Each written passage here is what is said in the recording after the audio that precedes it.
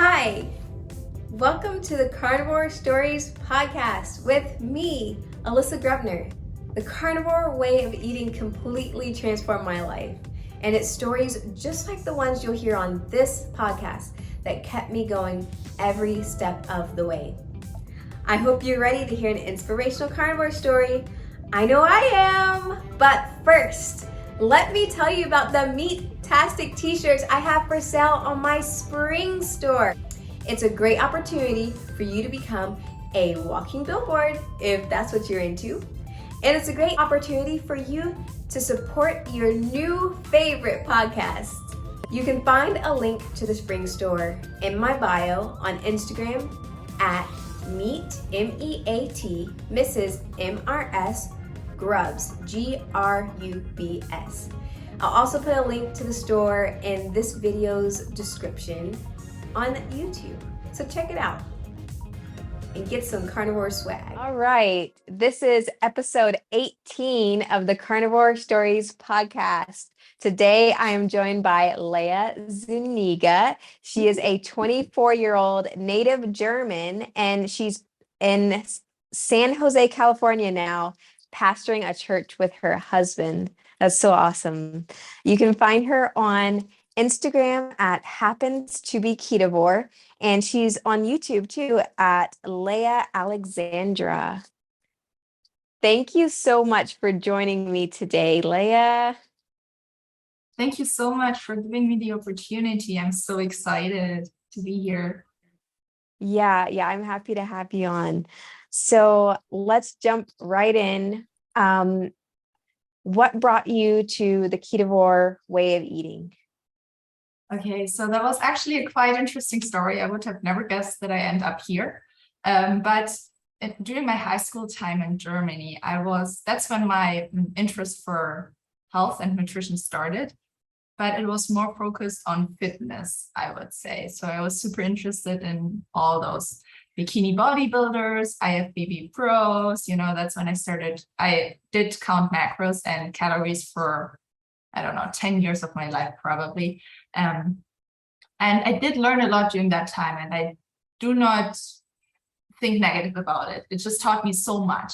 But I was always that person who didn't go over like 50 grams of fat, stuff like that, right? Trying to get like 200 grams of carbs in, and then maybe 150 grams of protein. Then in 2016, I came to the US as an au pair, and I continued counting my macros, going to the gym, loving it. I met my husband during that time as well, and then we decided to stay here and start a life here. Still continuing to count macros, and I was very active at the gym. Right now, I still like to go to the gym 4 to 5 times a week, but it's not priority of my life anymore. Back then, it really was. But then after a while, I got fed up with not really seeing any results, because I was that person. I really worked out hard, and I just didn't build any muscle. I felt like I had the worst side of both worlds, where you say that someone is either a hard gainer, so he or she does not build a lot of muscle, but he or she loses fat just like that, right? And then there's the other side where people just build muscle super quick, but do not really lose fat at all, right? And I felt like I can't build muscle, but I also can't lose fat. And I, right now, looking back, really do believe that it's because of the diet. My body just didn't really thrive on that way of eating. Anyway, in 2019, I decided to start something else, try something else, which was the whole food plant-based way of eating. And my big inspiration for that was Dr. Michael Greger. And I still think he's a smart man. I still do, I don't think anything bad about vegans or people who are trying to eat healthy and whole food plant-based, but it just didn't work for me at all. I did not get worse because I only did it for 6 to 9 months, maybe, if even. But what I realized, what was really funny, is my nails shrank. I've never heard that before, but I realized my nails shrank. So they are quite normal now again, but they were super tiny, like really, really small, which was weird. Wow. Yeah, and I didn't make the connection back then either. I just thought it's just something my body is doing right now, that my nails just get a little smaller. But I still ate a lot of food, a lot of plants. And then one thing I realized is one day I decided to try a little bit of chicken, and my stomach didn't really react to it well at all. I had stomach cramps, stomach pains, which probably was because I didn't have the enzymes and the gut microbiome to break the chicken down. But at that moment, I told myself, well, maybe chicken is just not good for me. That's why I can't digest it now, right? Making this wrong conclusion. A few months later, I went off of the whole food plant-based diet because it was just too hard to stick to, honestly, with all the cooking, all the prepping. It was quite expensive, and I had to go get groceries like 3 times a week or something because you just don't have that much room in the fridge for all the vegetables, and then they got bad and stuff like that. So I was a student. I'm still a student. I just didn't have the time or the energy for all this extra work. So I went back to the normal macro counting way of eating. In 2021, I decided to do a bulk to actually build some muscle finally.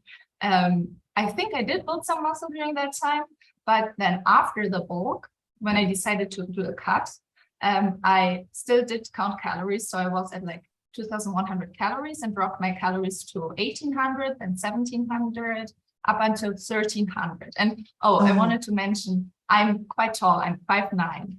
So I'm pretty tall. At that time when I started my cut, I weighed about 145 pounds. When I ended the cut, I still weigh 145 pounds. So I dropped my calories by like 900 and didn't lose a pound, which was very interesting. It was, I think I needed that to just wake up and realize that calories is really not this important and that there's more going on in your body. So it was around in May when I didn't know what else to do. What could I do? Because I only knew that side of nutrition and diet where you had to count macros to get the right amount of protein in. But I came over the podcast of of Huberman Lab. Do you know that? The Huberman Lab podcast? The name sounds familiar. I've never listened to it, but I'm sure I've seen it. I've seen it on one of the podcast apps. Yeah, it's a super interesting podcast. It's of a professor at Stanford, and he does lots of different kind of topics. So he's specialized he specializes on the brain, I believe, but he does interview people about stress, about nutrition, about lifestyle habits, but all on a very scientific level. And that's where I heard for the first time about intermittent fasting and how beneficial that could be for you. And through that podcast, I also found the intermittent fasting podcast, which gave me lots of different ideas of how people actually can fast and how it could work, right? And that's when I started getting interested in fasting, because I always ate 7 times a day, pretty much. And my first meal at 7 and my last meal at 10, because I was always hungry too, right? So with that podcast, it led me on the path of trying to eat bigger meals and less frequently. And I did get very used to fasting for like 18 hours a day. During that time, however, I also read a lot about how beneficial it is to fast if you keep your carbs quite low and fats high, protein high. This is how I got to the more keto way of eating, especially through Dr. Eric Berg, a very big keto name out there. I remember I was sitting at a meeting and I felt super bloated. I always suffered with bloating, but that day was extra. It wasn't very nice. And that led me to just scroll through YouTube, and I found a video of Dr. Berg. So it was a video about how to fix your bloating within like 2 weeks or something crazy like that. And he really set out a specific meal plan, which I appreciated because you got to start somewhere. So once you start following his meal plan, you can adjust from there, I felt like.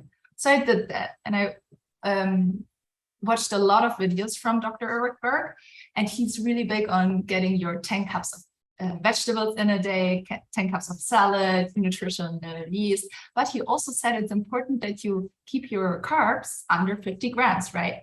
And me still doing the macro counting every now and then, I just couldn't really understand it, because when I tracked 10 cups of vegetables and nutritional yeast and maybe some sauerkraut for your gut and maybe some kefir, you went over 50 grams of carbs. So it just didn't make sense for me. And it stressed me internally so much that I just tried to find another way of eating. It was still not perfect for me. And honestly, I have no idea how I ended up on carnivore after that. But I remember I found Dr. Burry on YouTube. I have a list here actually, so that I don't forget anything. The Steak and Butter Gang. After a while, I found Bella's Instagram and then realized she had like a whole group there going on. Dr. Kills, Kelly Hogan, Lily Kane. With Lily Kane, I actually watched all her videos in sequence from the first to the last one, because her story was so inspirational to me. Oh, wow. Yeah, so I went through all that, and a year ago or two, I heard about the carnivore lifestyle, and I was the opinion that it's super stupid. Like, no one should do that.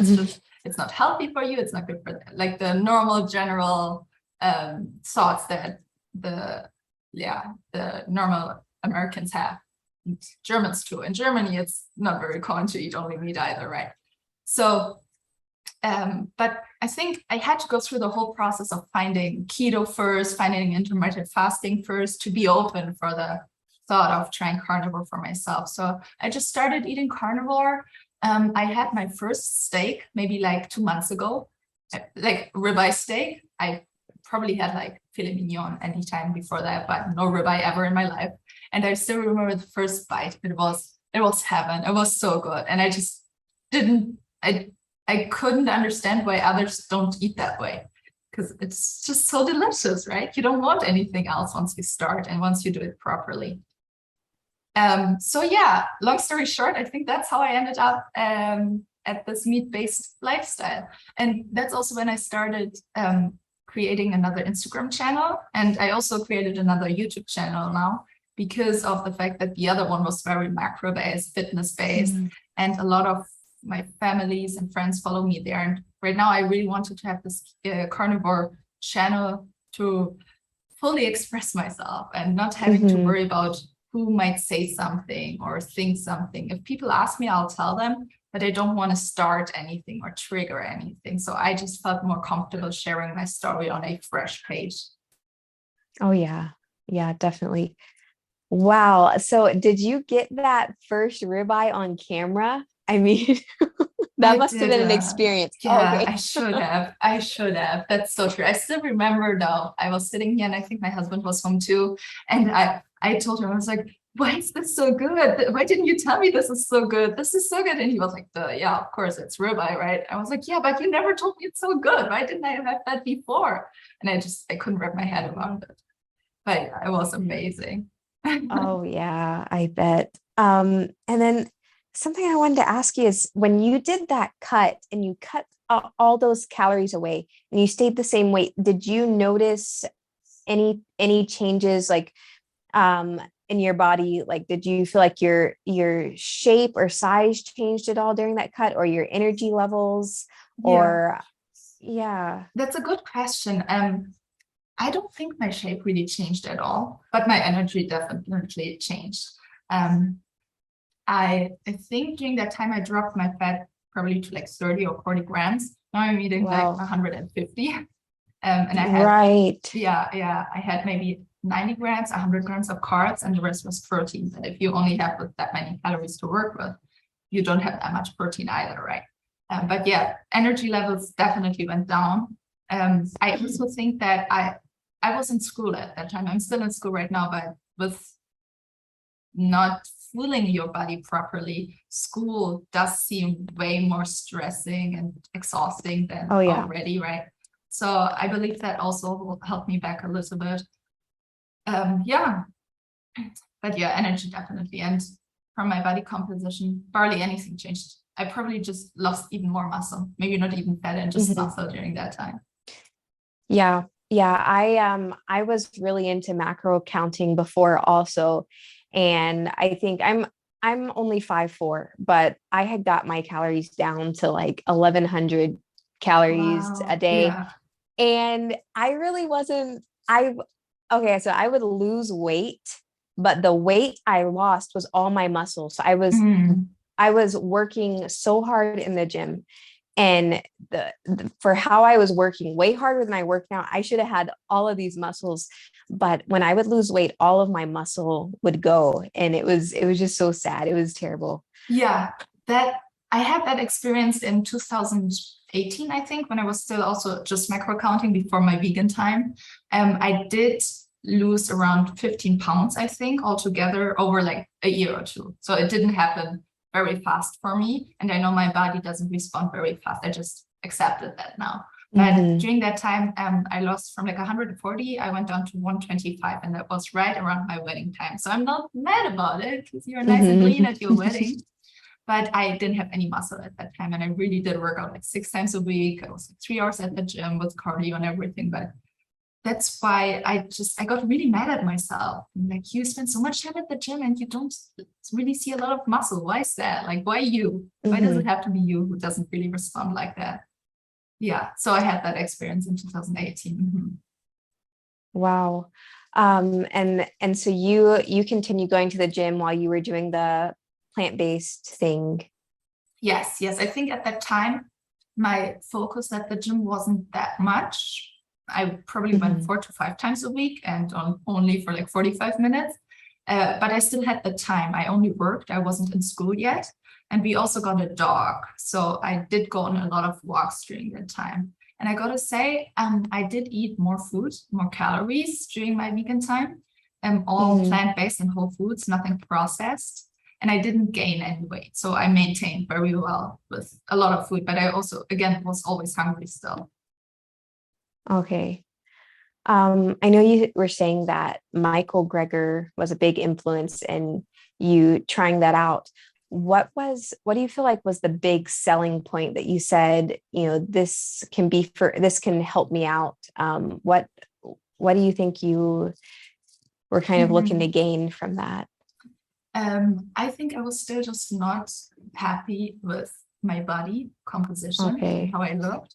And I thought that if I really cleanse my body with this proper diet, what I thought it is, that I would get there without any issues, without having to count anything. And I actually still continued counting to that time, I remember, just in case, you know. What I really appreciated with him is he had this list of, I think, 14 foods or 14 things you had to check off or should check off every day, like having like 3 cups of fruits, 2 different seeds, stuff like that. And once you had that checked off, you could, if you would want to, eat something else, something a little more processed, for example, but only after you got all your baseline food in. And I really Hmm. liked that kind of eating. It's like check the box, and then if you really Yeah. want something else, you can still have it, you know. And I really appreciated that. Yeah. Hmm. Wow.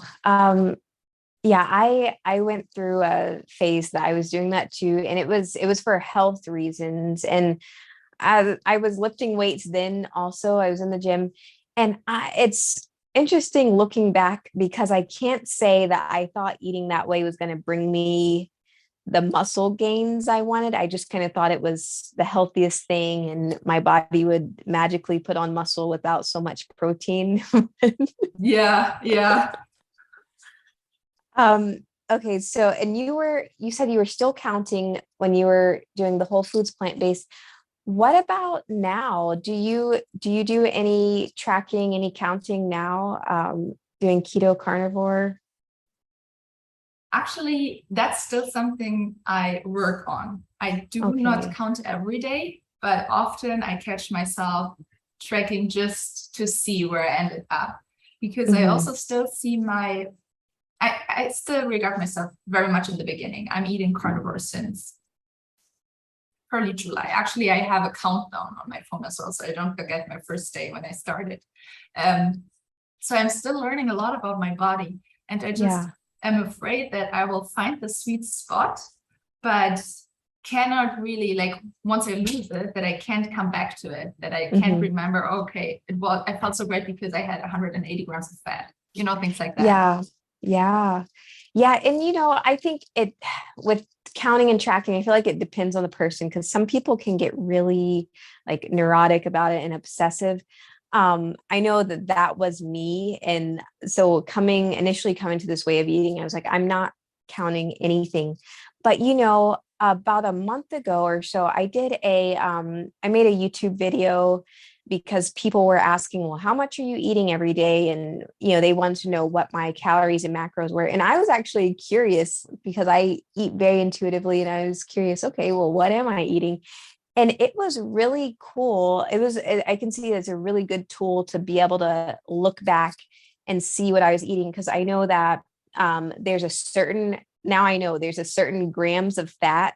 If I go over, my stomach is not going to be happy, and it's cool to be able to, see that in numbers. Like, okay, on these days, that's when I had a little bit of stomach upset and I knew it was because I had too much fat, but I didn't know what that threshold was or if it was just a time of day thing.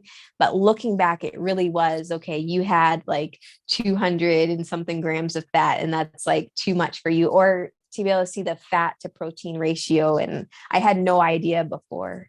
But I like what you said about, you finding the sweet spot and then being able to look and see, hey, this is where I do the best. And you can go back to that. So do you think that your body could adapt to a higher protein higher fat way of eating? Because I have the same issue. My stomach does hurt if I eat a lot of fat in one sitting. But you hear a lot right now about the 80-20 way of eating, right? 80% fat, 20% protein, and how good it is for your ketones and just for your brain and your health in general. Yes. Mm-hmm. So when I was tracking, it looked like I did the best when I was like 65 to 70% fat, and anything over than that, I might have an issue. But in the beginning, I do know that in the beginning, I could not eat as much fat as I can now. I can eat a lot more fat in one sitting and not have an issue, versus in the beginning. And I think that is like maybe my gut microbiome adjusting to be able to digest more fat at one time, where in the beginning, I wasn't eating a whole lot of fat, for very many years. So I think it's an ongoing process of adapting to a higher fat diet. Yeah, right. I think so too. And I really am trying right now to get used to the higher fat way of eating, which is why instead of doing 2 meals a day right now with like 100 grams of fat or something and have my stomach hurt, because I want to stick to the 80-20 rule, I'm really trying to have like 4 small meals right now. I actually just today started the like Chisel program, the like feasting and fasting program of Raymond and Stick and Butter gang, where you do the priming first. I want to take advantage of the priming time where you can have as many meals as you want, so that I get my stomach to get used to higher fat. And then I'm gonna just like push the meals together so that it hopefully is going to be able to digest all the fat in just one sitting. That's my goal. Yeah. Yeah. Another thing that I found is that if I can eat a lot more fat in one sitting if it's like cold butter. Or like recently I made a carnivore ice cream and it's heavy cream and egg yolks, and I can eat a lot of that with it being frozen. Whereas if it was not frozen, I know that as much as I ate of it frozen, it would give me some issues. That's so interesting. I think, honestly, I heard that a lot, though, that rendered fat might be harder to digest, right? That you should put that out and stick to firm butter. I had the issue that when I eat butter firm, it does hurt me more than if it's melted. Oh, wow. Okay. Yeah, that's really weird. I don't know. Yeah. Well, that's something that has like really come front and center with this way of eating, to realize just how different everyone is, and that each person, because a lot of people say a lot of things about what you should do, but really a big part of this way of eating is figuring out your sweet spot, your individual sweet spot.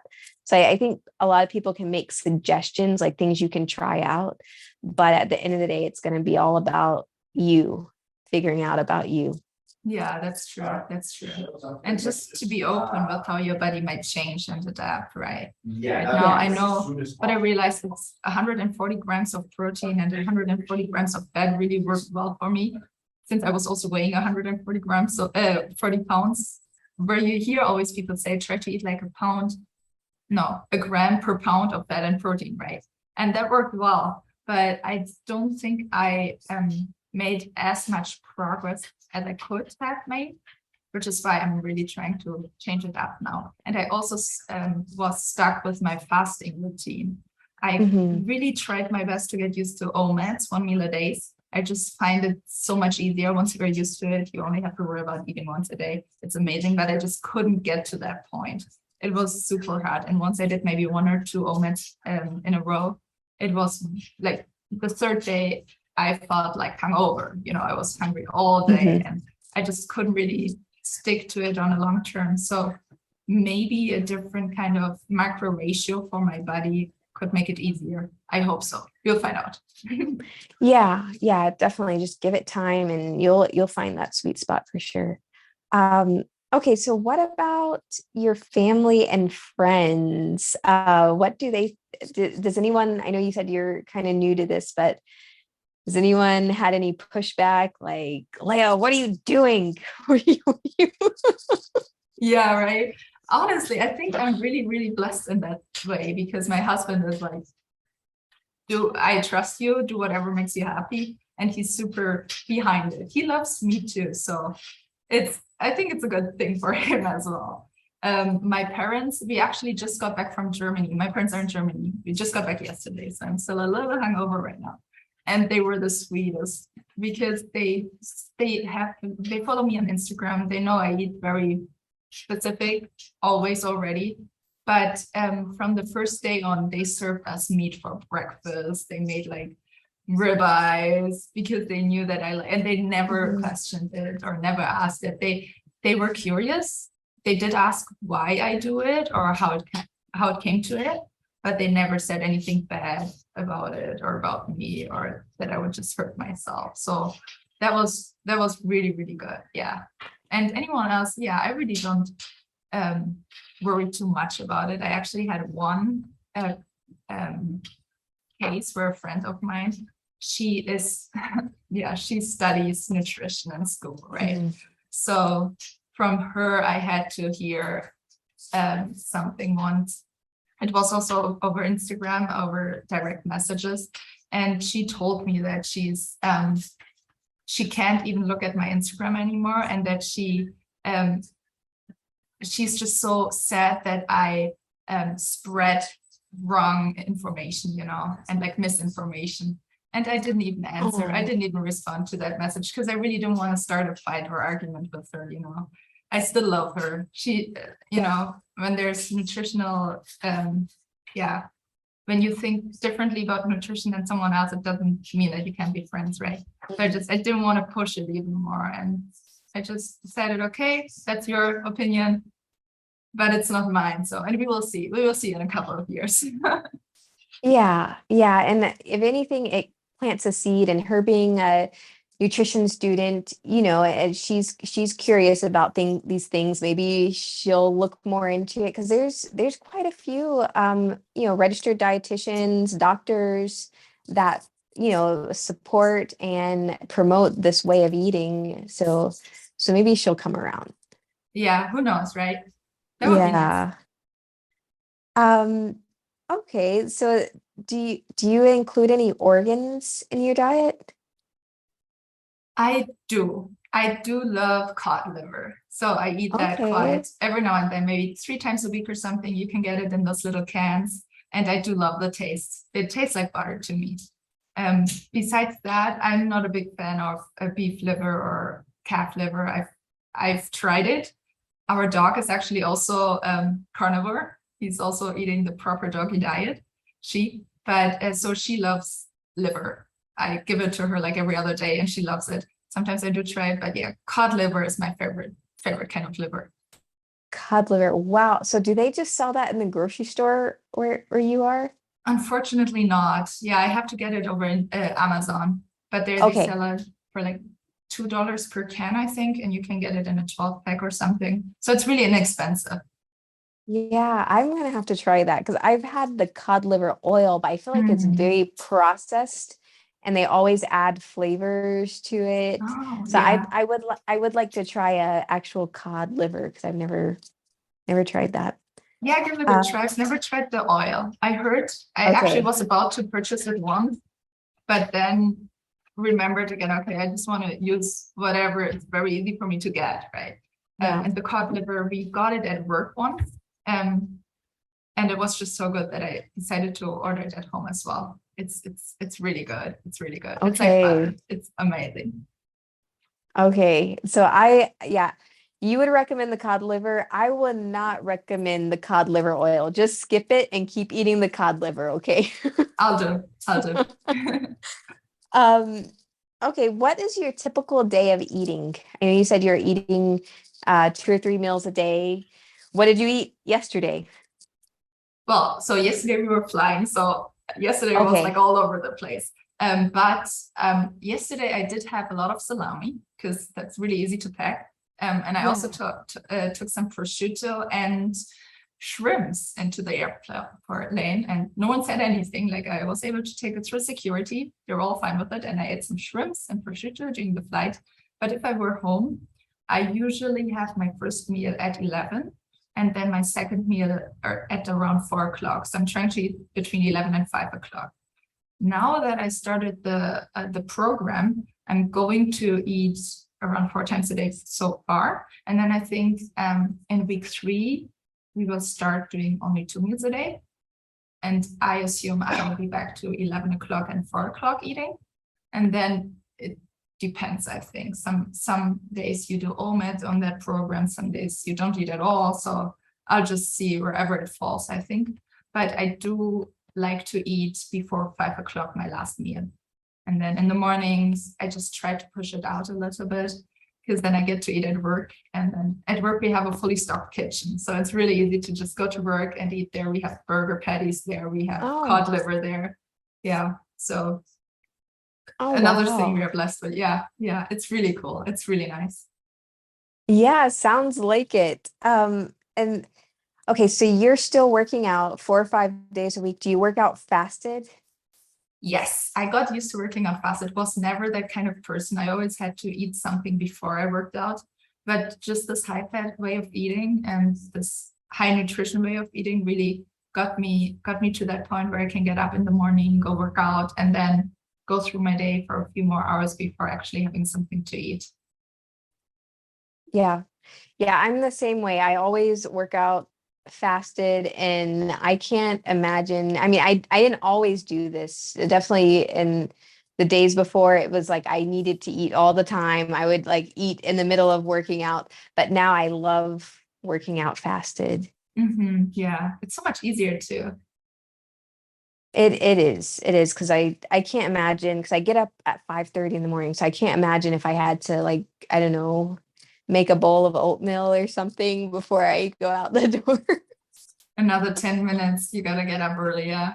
Yeah. Yeah, yeah. Okay, so you mentioned that Okay. before you felt like you couldn't really gain muscle, you couldn't really lose fat. Has anything changed since anything changed for you since changing the way you eat?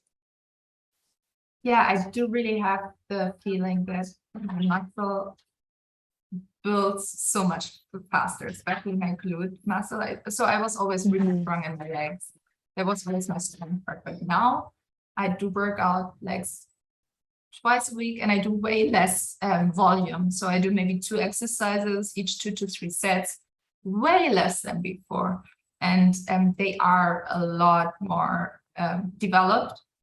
And yeah, the way I progress as well is just out of this world. I've never experienced that before. finally, after like what, 6 years of working out, finally I get some results that are properly. Yeah.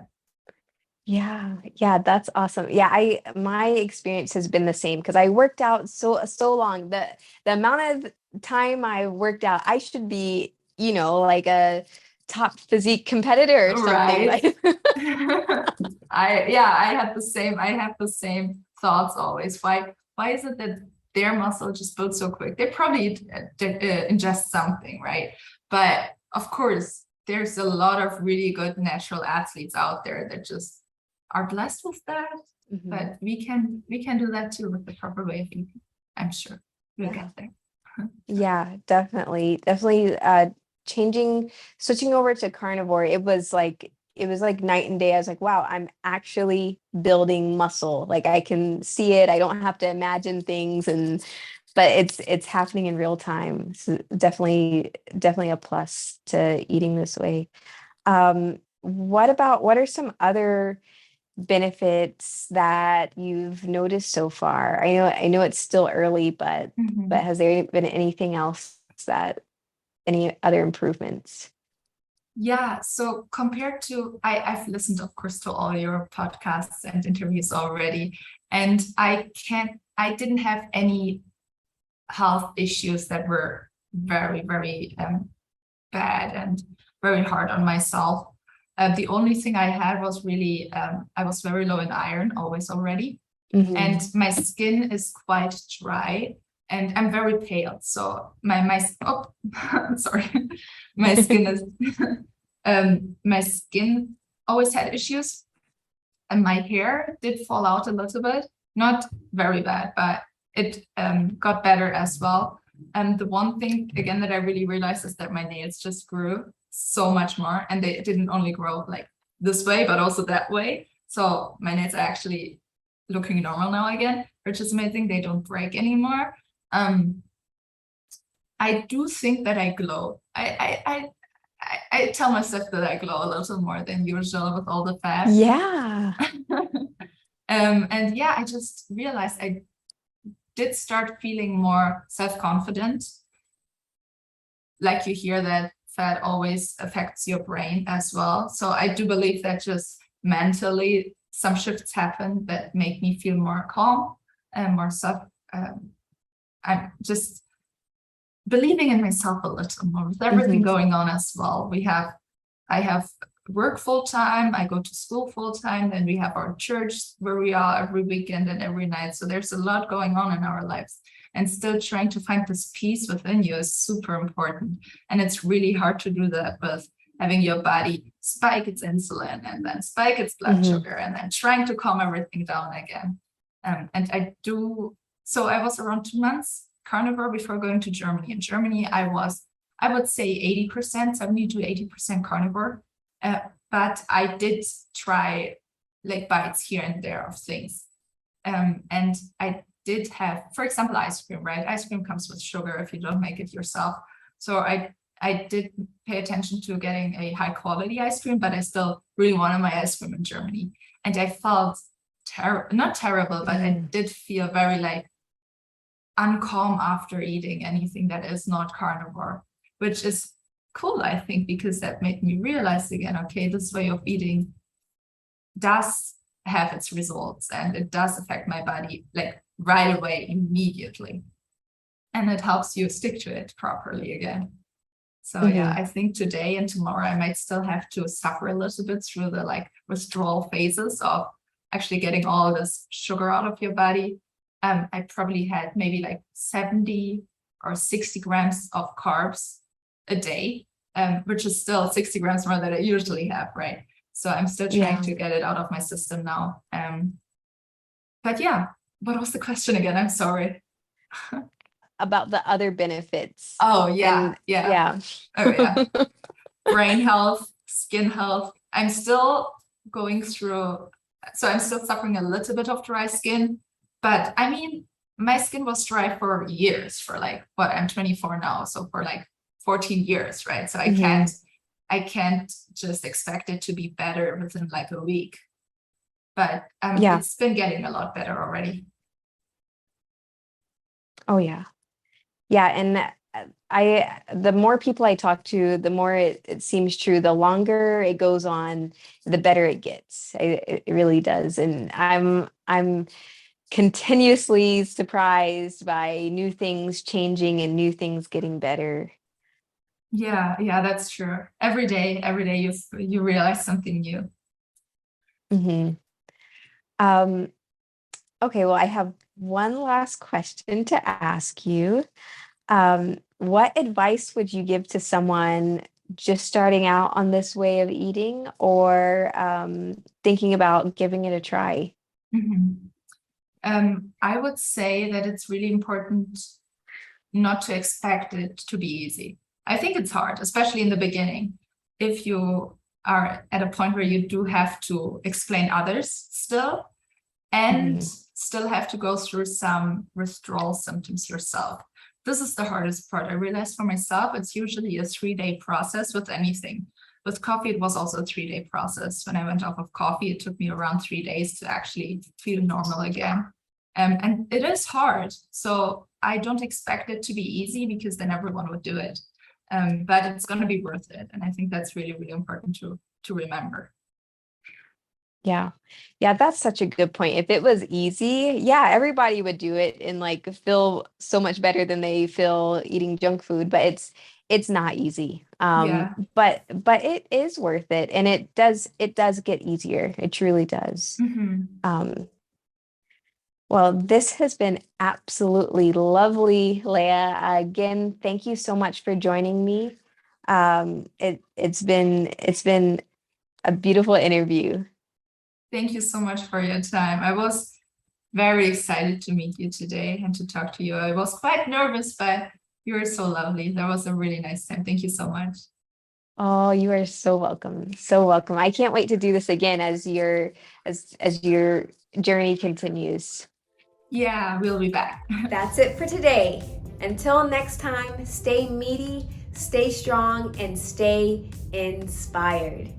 Do you have a carnivore story to tell?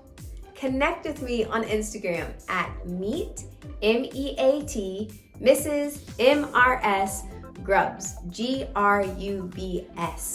I would love to interview you, and the world needs to hear your story and how meat heals. Thanks so much for watching and all your support. Bye-bye till next time.